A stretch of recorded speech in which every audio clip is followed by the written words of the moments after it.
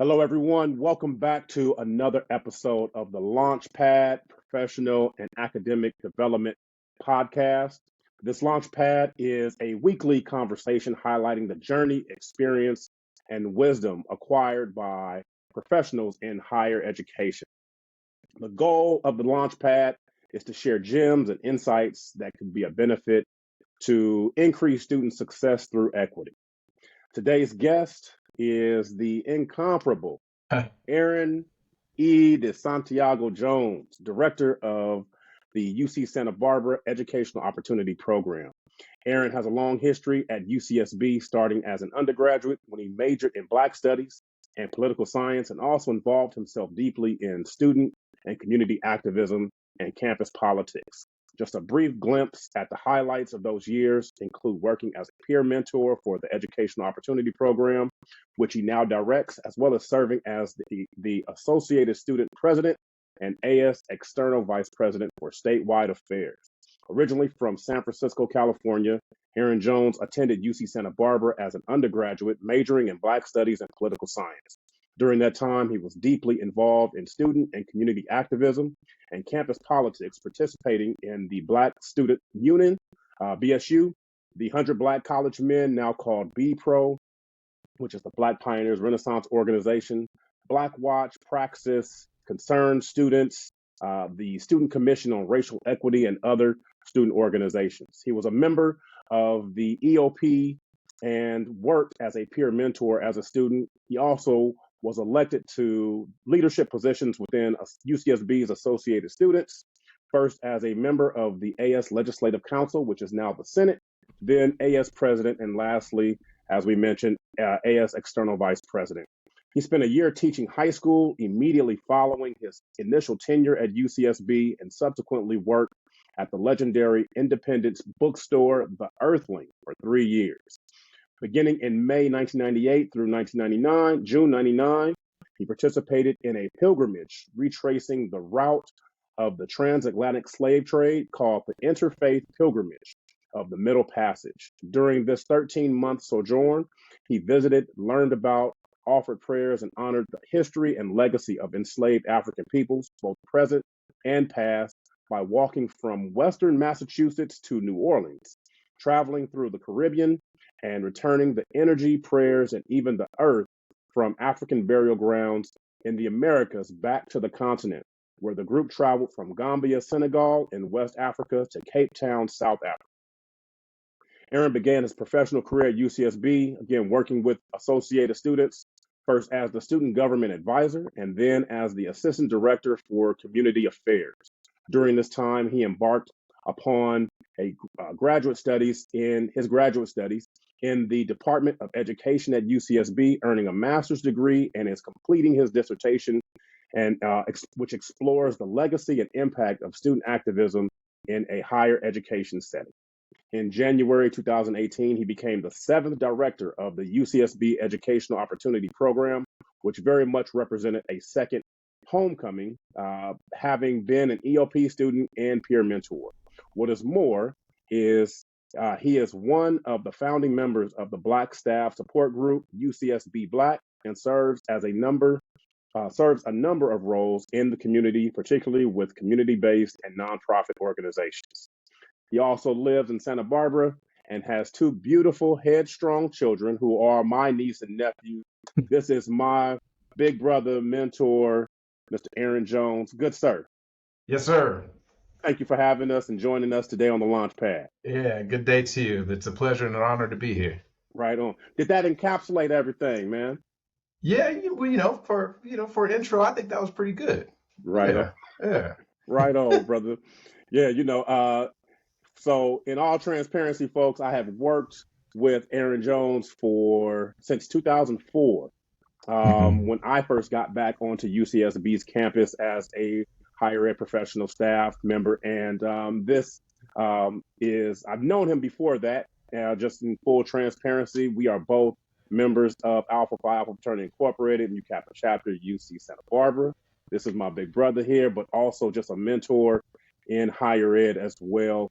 Learned so much from this brother, and so it's an honor to have him with us. So, Aaron Jones, Yes, sir. man, you can just take us back, man. Growing up, middle school, high school. What was your impression of going to college? I had the good fortune and the blessing to, grow up in San Francisco, as you just mentioned, and both of my parents were college graduates. And so it was always just kind of, it wasn't really a discussion. You know what I mean? It was Mm, always a foregone conclusion that that would be the next step after high school.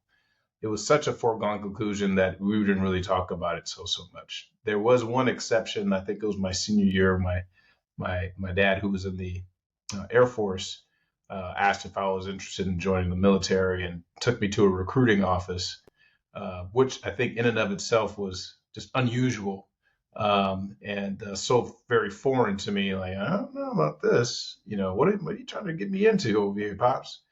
But he didn't pressure. I think he was just kind of like, there are options.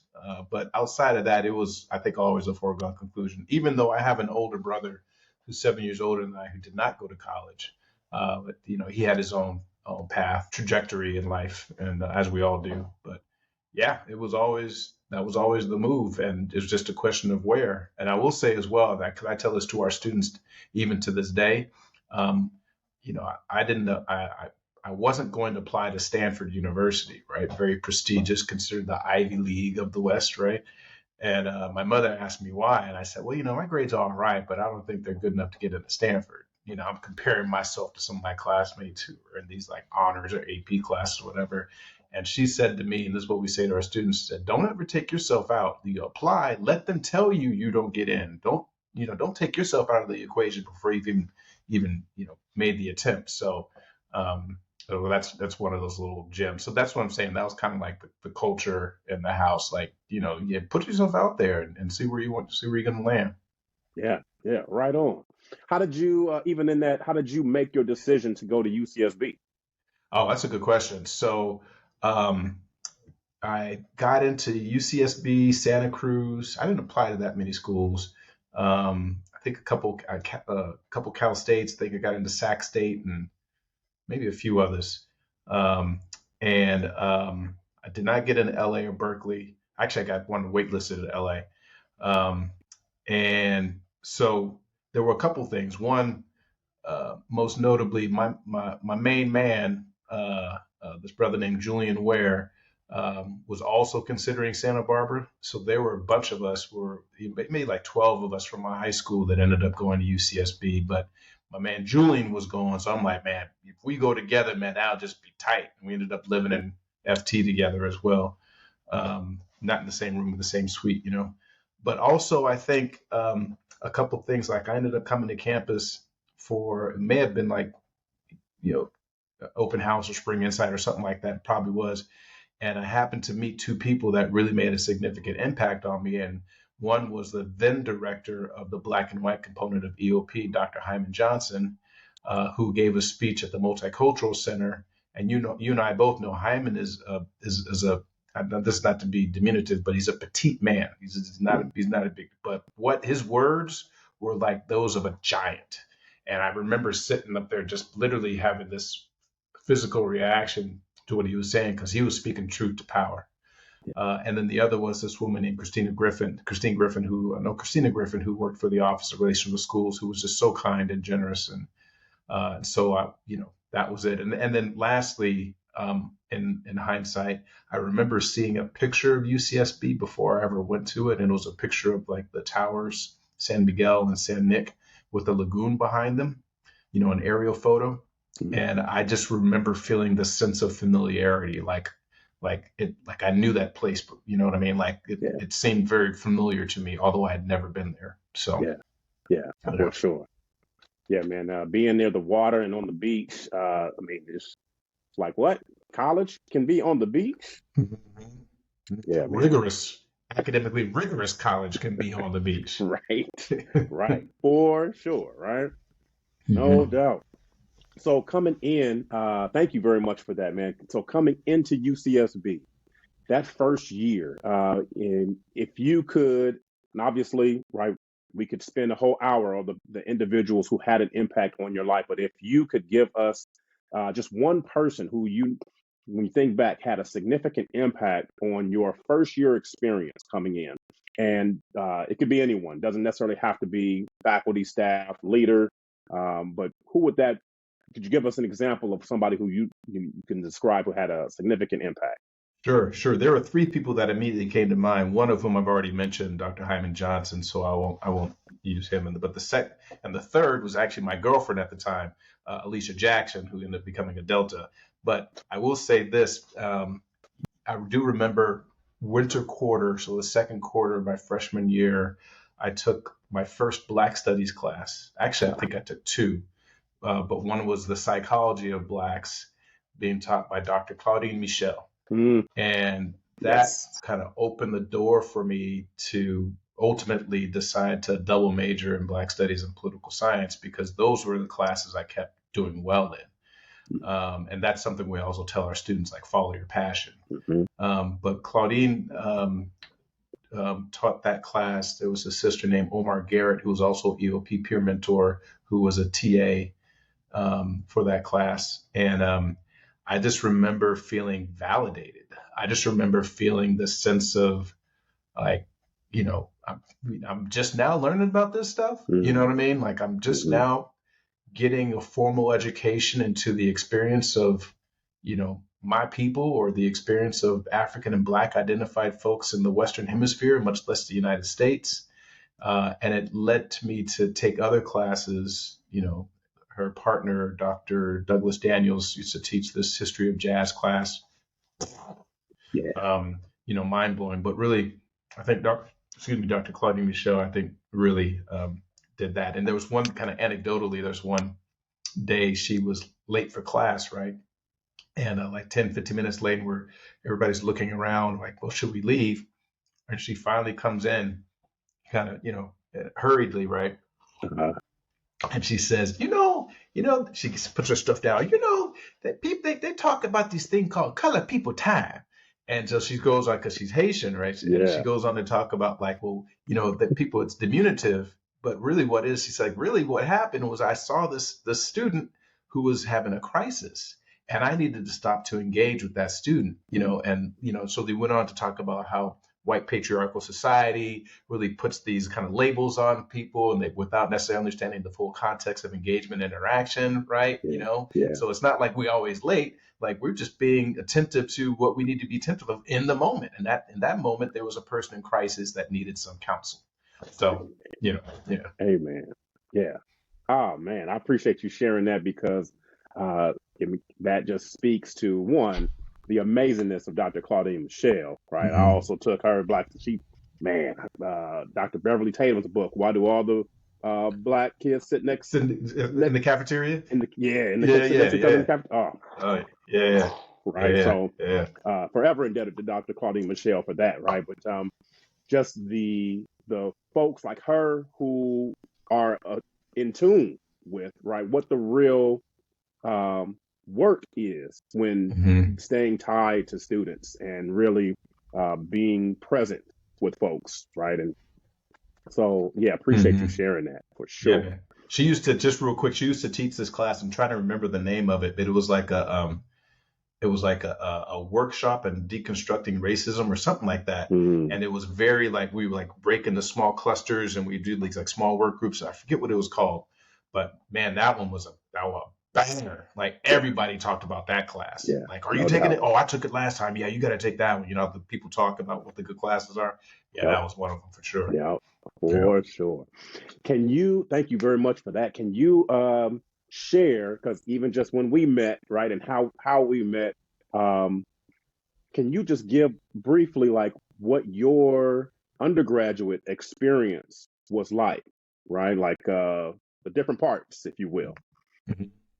Yeah, I uh the different parts is the perfect construction, because on the one hand, there was the academic part, and in all honesty, I could have done a lot better, especially early on. My first quarter, part of the trauma of coming from a semester system to a quarter system is really get caught up in, it's rigorous Mhm. and quick. Like, I had a 1.8 something my first quarter at UCSB. Yeah. And so I would dabble in and out in terms of like being more attentive to my studies. I certainly was more attentive to Black studies than perhaps in my other classes. So there was that. There was kind of being involved in campus student organizations like BSU, 100 Black Men. Um, as you mentioned, it being an EOP peer mentor. Um, and it was also interesting because when I came in the fall of 1989, just a few months prior, that previous spring, there had been winter and spring, there had been a hunger strike by students supported by faculty and staff to pressure the university to put an ethnic studies requirement into the general education requirements for students in College of Letters and Science, and which ultimately was successful also for making permanent the multicultural center. And so I didn't know it at the time, but there was this excitement, there was this momentum that we were catching the tail end of.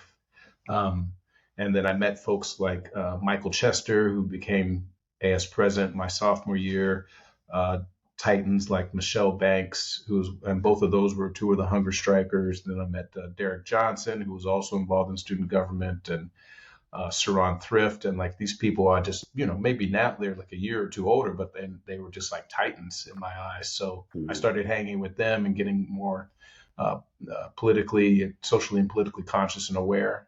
So that had its own life, and then, which ultimately resulted in running for three elected offices consecutively: legislative council member, AS president, and then external vice president for statewide affairs, and then also getting involved in statewide and national politics and organizing. So then there was that. Then of course there was the social, right? Being here in this community and being in this lovely area,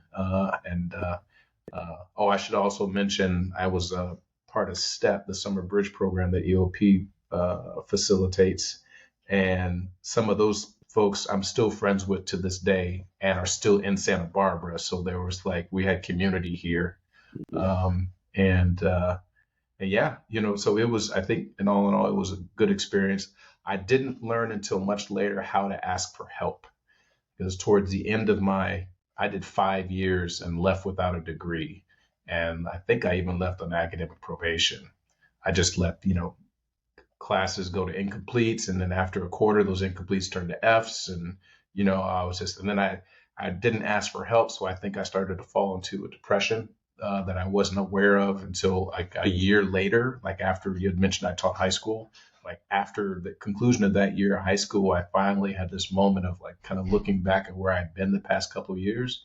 I'm like, oh shoot, I was depressed. I had lost a whole bunch of weight. I didn't even realize, what was going on. So, so at that point I started learning how to ask for help. So, there were a lot of things going on, and also something that our students experience often, because we don't necessarily, we're very attentive to this in EOP, is we're really preparing students for the transition after college, right? So what are you going to do, once your 4 or 5 years of undergraduate studies are completed?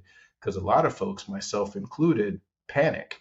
Like, I don't know what I want to do, or maybe the job market's not all that great, or maybe my grades, or I don't think my grades are good enough to get into a graduate program, or, I have no prospects, or I didn't prepare. So, that's one of those elements that we really try to support our students in, and trying to help navigate. Like, it's going to be okay. It's going to be all right. I don't know what I'm doing tomorrow. And I'm 52 years old. So you're going to be okay. You know what I mean? Thank you very much for that. Talking about transition, can you share with us what your transition was coming out of undergrad into, whether it be into your professional realm? Yeah, so everybody has their own path, right? So some people's path are, like, what is that, Highway 80 from San Francisco direct to New York. Some people use Route 66, which is kind of all over the place, to traverse the same distance. I was on the Route 66. So after leaving UCSB with no degree, I was still able to teach high school at this private school up in Los Olivos, like 45 minutes from here.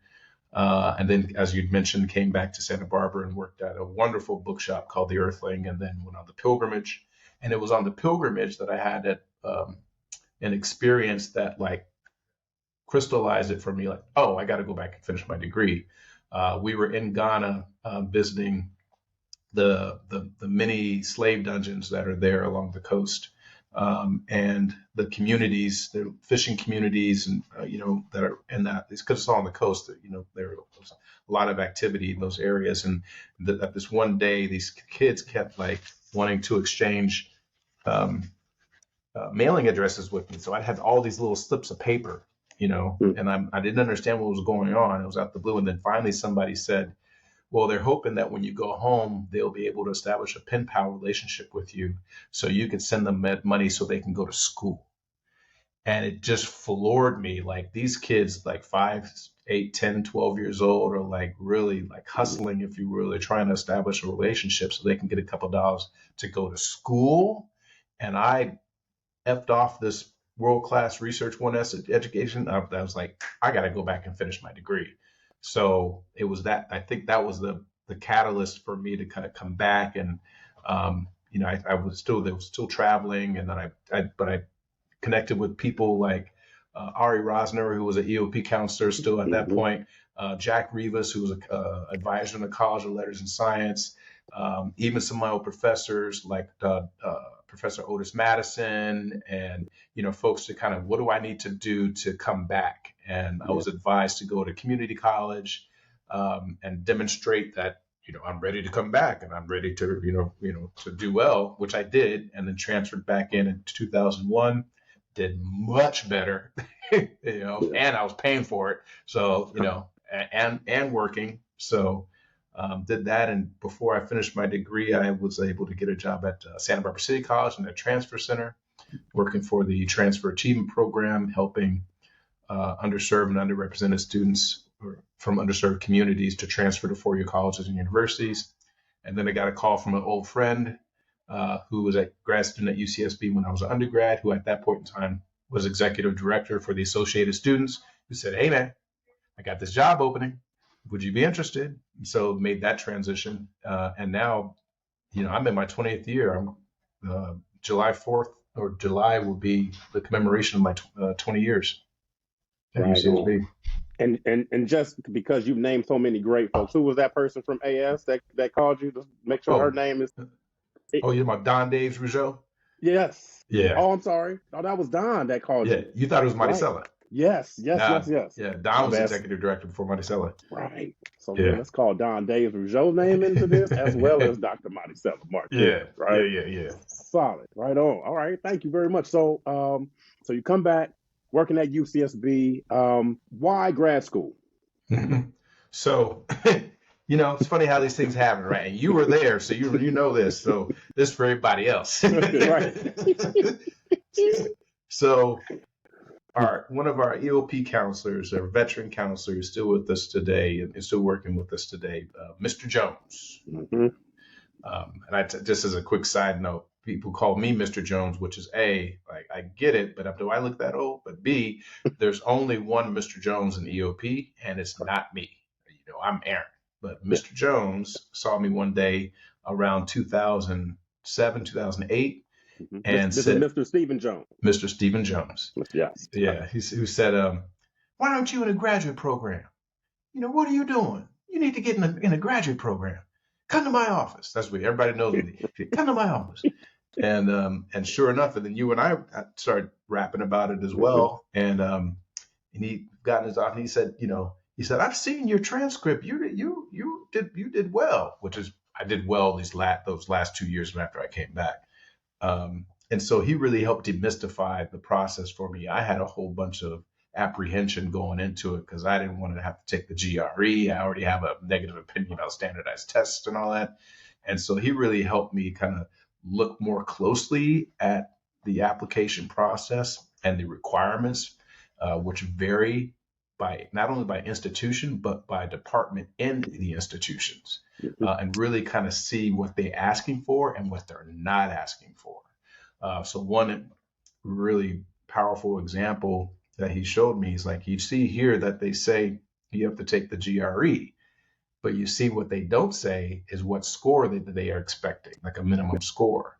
And I think largely, particularly for graduate institutions, there's been a growing awareness and realization or acknowledgement that, standardized tests may or may not actually be a predictor of success. And to a large part, there's a lot of studies that say that actually it doesn't, there's not a correlation. There are some studies that say there are correlations. So I mean, it's an ongoing debate. But the fact that the University of California has made SATs now optional as opposed to required is indicative of, I think, this movement to say, like, what are we really doing with these tests? So departments have come through and say, well, yeah, you kind of have to take this because that's what the institution wants, but we're not really tied to what that score is going to be. Just take it.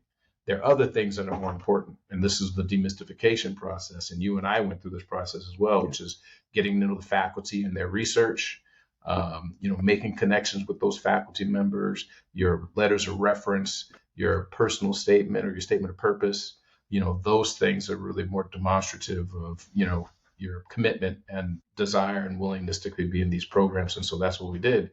And, not to toot our own horn, but you and I were both in that process. And we made it was early 2008 because we made the decision to apply a month before the application was due. And so that was take the GRE, references, application, statement of purpose, transcript requests. We did it in a month and got in.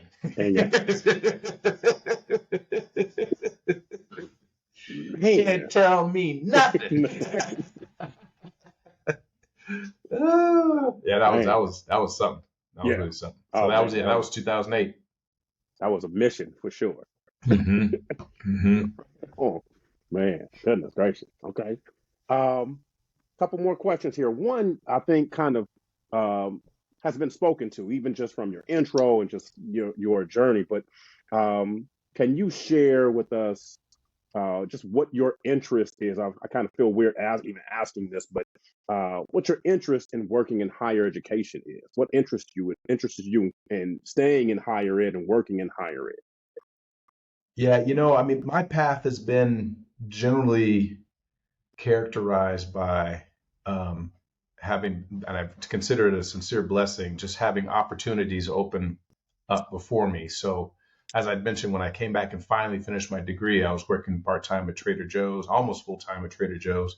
And then somebody, I think is actually even Maricela, somebody said, hey, did you know about this opportunity? I think you'd be really good over there. Oh, okay. Boom, boom. So I'm at City College. And then Don calls up from AS at UCSB. Hey, boom, boom, boom. Maricela became executive director of Associated Students. This assistant director position is opening up. Have you thought about applying? The EOP director positions opens up years later. Dr. Claudine Michel reaches out and say, hey, that position's open.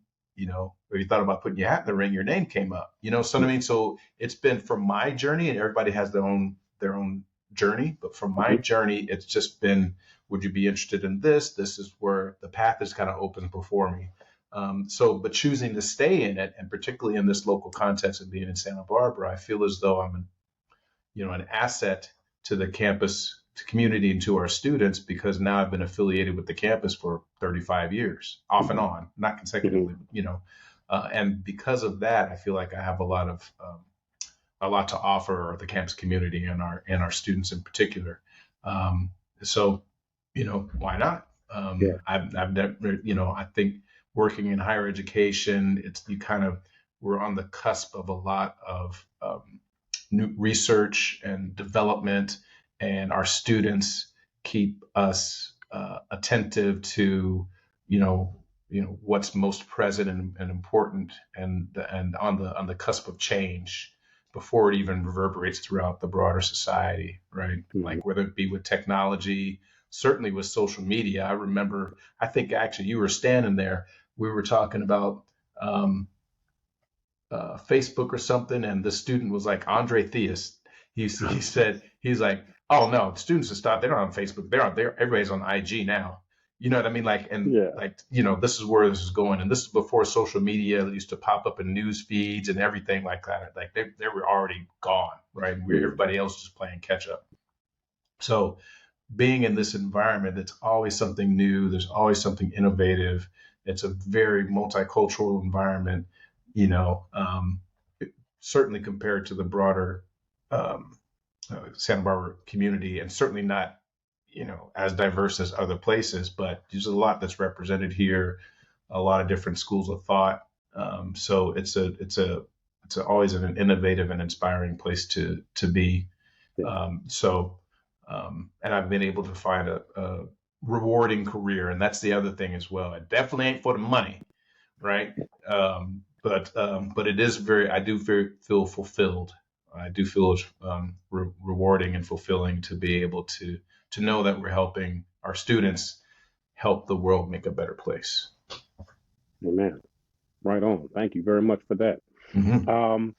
Last question here is, when you think about the three audiences, professional audiences in higher ed, leaders, faculty, and staff, what can you share with those three audiences that you feel is important to build trust with today's students? Yeah, that's a wonderful question. We talk about it quite frequently. The first thing that came to mind when I contemplated this question was we need to show up. We need to demonstrate to our students as much as possible that we are here and we're attentive and we're paying attention. And of course, that's not always possible. We have families, we have other obligations and things, but to the extent that we can, we need to show up in spaces where they are. So if there's events or things going on, or like a student organization meeting, like the Mesa Directiva for El Centro or BSU, or events that are going on, they need to see us. And I think for me, even increasingly so, as I've gotten certainly in this position, but increasingly so throughout my professional career, I try my best to step out of my comfort zone and really like engage. Like, I see you, and I know you see me. So you may not be looking at me, but hey, how you doing? You're gonna see me. You're gonna talk to me. You know what I mean? Not, of course, in a aggressive way, but really just like this. Hey, what's going on? How you doing? And check in and really just kind of help them break down that barrier, if you will. And kind of just get through that to start to have that engagement that we need. And in so doing, I would say, like, be patient. Because these are still, as I came to realize, we stay in this environment and we're getting older, but the students stay the same age. Right. So it's always the 18 to 21, 22-year-olds. They're different, but it's always that same age population. So, and recognizing what they're going through in their own social, emotional development, right? At that point in their lives, when they're starting to start to exercise their adulthood muscles, their citizenship muscles, right? Their activist muscles, if as the case may be, their research scholarship muscles, being patient with them, because they're in that particular point in their lives where they're starting the next phase and starting to experiment and explore in countless ways, right? Yeah. Some good, some not as good, or even potentially harmful. And to do all that with grace, and to model it, right? Grace for ourselves, grace for each other, so that, they see that, it ain't about pointing fingers. It ain't about accusations, it's about empathy and understanding and grace. Yeah, right on. Yeah, man. Thank you very much for that. I think that is huge. We talked about it before, but knowing, right, like that as the professionals get older, we're dealing with the same age group. And what do we need to do for ourselves, like our own work, right? Whereas I know I'll speak for myself. I can remember being in junior high, high school. Can't wait till I'm an adult because I don't have to go to school and do the things anymore, right? The learning or the expansion, if you will, right? But as we come to know, this is a lifelong process, Right. and the professionals who have committed to that and keep that conscious for the forefront of their work, and are also able to show that they're continuing to develop to students, also allows them to like show students, okay, yeah, you can be trusted. You're in this, we're in this together, right? So Right. I'm not on this pedestal because I have a title, degree, or whatever. I'm still working on stretching my comfort zones and watching what Mm-hmm. I say to myself as well. Mm-hmm. Absolutely. Absolutely. They Right say on. there's a saying that people don't grow old, they stop growing and become old. Oh, So may we never stop growing. man. And can I, Wayne King, my father, had another similar, he would say, always say, some grow up and some grow old. Mm, mm-hmm, Oh, Lord, right? mm-hmm. So, for sure. Man, um, a last word of wisdom that you can leave us with the launch pad. Oh man. Yeah, that's a good one. Let me go in a whole bunch of different directions with that one. Um, you know, it probably goes without saying that these are very trying times, and we're seeing the student demonstrations on college campuses and universities across the country, the encampments, and the decision by other universities, some universities, thankfully not UCSB yet, to really be heavy-handed in terms of responding to students exercising their First Amendment rights for civil disobedience to demonstrate. Um, and it's also rooted, obviously, in a very, very contentious, deeply rooted, historically relevant issue as it pertains to this one issue, right? There's hardship and adversity and death and genocide going on in many different places. It ain't just here, right? So I guess part of it, I guess what I'm kind of leaning towards is kind of like I mentioned earlier, just how do we exercise grace, and recognize that it's all of us or it's none of us. Hmm. You know, like climate change. Don't care what color you are. Don't care where you live per se, right? These things that will take us out don't matter. Like we've just learned from the pandemic, for example, for those who believe that there was a pandemic, because I know that those who are like, oh, that was, but you know what I mean? Like we got to like, it's one people, one earth. You know what I mean? We got to remember that. I guess that's what I'm boiling down to. It's not, we got to find a way, and maybe we will in this lifetime. Maybe we won't. Um, it, doesn't seem like it, but doesn't mean we stop trying. So I guess that's the thing, right? So it's one people, one earth, and maybe it's maybe we didn't plant the seeds, but maybe our job was to water it, or Hmm. maybe we're in water it. Maybe our job is to protect it while it's growing, right? We all have different, throughout the many lifetimes before the fruit is ripened and ready to be enjoyed. So there's a Hebraic saying, we are not expected to finish the struggle, nor are we excused from it. So, keep on keeping on. And with that, thank you for joining us on the launch pad, good sir. My pleasure. It's been an honor. Same, man. We'll talk soon. All right, brother. Take care.